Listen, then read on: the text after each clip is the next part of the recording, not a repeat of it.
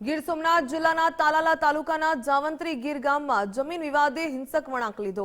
54 વીઘા જમીનની માલિકીને લઈને બે પરિવારોની વચ્ચે ચાલતો વિવાદ હવે કોર્ટ સુધી પહોંચી ગયો।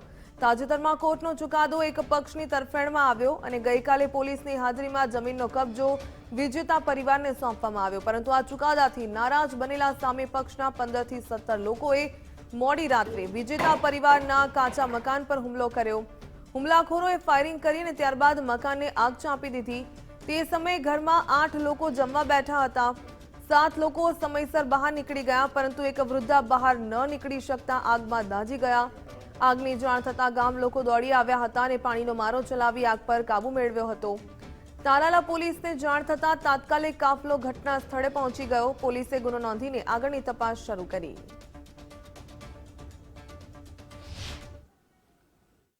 ફોન આવતાની સાથે અન્ય પોલીસ કર્મીઓનો પણ ફોન આવ્યો મને, અને વિગતમાં એવું છે કે મને જાણવા મળ્યું કે ભાઈ તમારા ગામમાં કંઈક બનાવ બન્યો છે, એટલે જગ્યાનો વિવાદ હતો એવું મને જાણ કરી। એટલે હું સીધો આ જગ્યાએ આવ્યો। મેં આજુબાજુમાં કોલ કર્યા તો કે ભાઈ આગ નીકળે છે, તો ડોશીમાં દાજેલા સામે મળ્યા। એમને 108 બોલાવી મેં, તો 108 ને વાર લાગતા તાલાળા પોલીસ આવી અને આ રૂમમાં આગ ચાલુ હતી અને ડોશીમાને તાલાળા પોલીસે માનવતા દાખવી ગાડી અડધા સુધી 108 ની સામે દવાખાને લઈ ગયા હતા।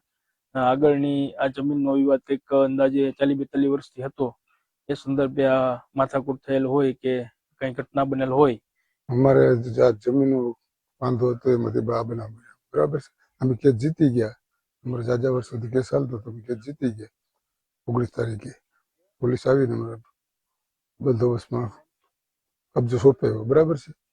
પછી આવીને પછી કાલ સાંજે 10 સાડા 10 ની અંદર આવીને અમારી માથે હુમલો કર્યો।